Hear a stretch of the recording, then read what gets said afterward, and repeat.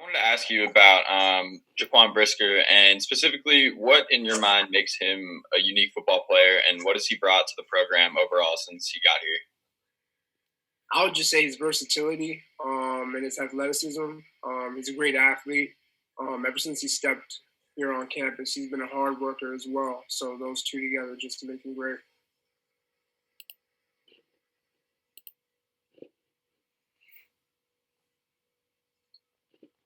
David? How you doing, Jonathan? Good, how are you? Doing good, thanks. Hey, I just wanted to ask you about the secondary in general. What do you guys need to do to improve on last year? And I guess how are you working on that kind of in this unique situation here? Yeah, I would say one thing from last year is our communication, and we've been doing a great job. Obviously, not having a spring ball, we've had to come closer together as a unit. And these past few practices, or however long we've been practicing, we've been coming together during individual periods and working together and just getting that communication down. So that's been helping us a lot. All right, Brett. Quite frankly, that was the same question I was going to ask you. I'm going to go back to my notes and see if I got another one for you.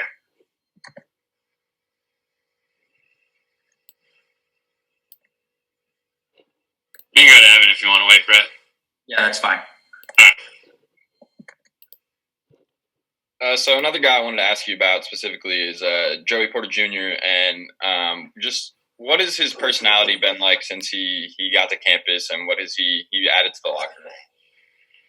Yeah, Joey's a great dude. He's a funny guy. Obviously, really athletic, really great size. He's a competitor. He comes out to practice each day. Tries to get better, and that's what I admire about him.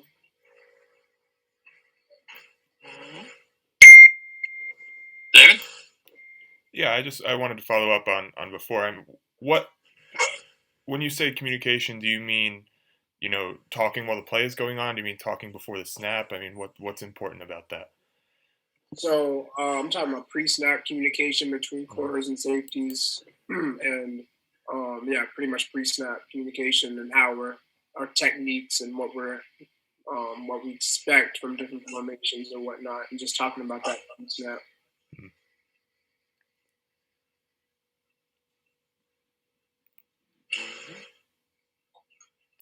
Do you have anything else, David?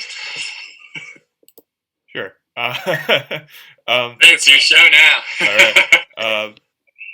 I guess, with some of your veterans, having left with John and Garrett, I mean, who are you guys going to be looking to start that discussion before the snap to kind of lead on the field with some of the leaders having departed here? I mean, the expectation for whoever's on the field, the standard's the standard. I mean, anyone who's on the field is held accountable for communication. So it's not an older guy, veteran thing. It's whoever's on the field is held accountable for communication pre-snap. So. And how do you practice that? Is that something that you just, you're lining up in practice and you do it, or is there more to it than that? So it's obviously emphasizing that during our skelly period, our team periods, and even before that, just coming out, talking to each other what to expect. But yeah, it all plays a role in that. So. Mm-hmm. And before I go, I just wanted to get your take kind of on the position battle there. For that other safety spot alongside Lamont.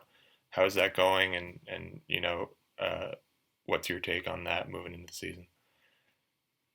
Everyone's coming to practice regardless, to get better and to obviously, gain the most amount of reps as possible. And that comes through consistency.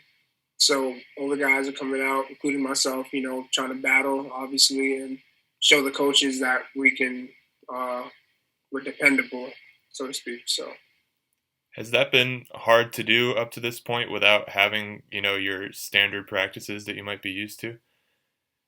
I wouldn't say so. I mean, regardless of how we've been practicing, we've been getting reps. We've been getting skelly reps, team reps, all these, one-on-one reps. So it's just more of a chance, more chances to show what we have. So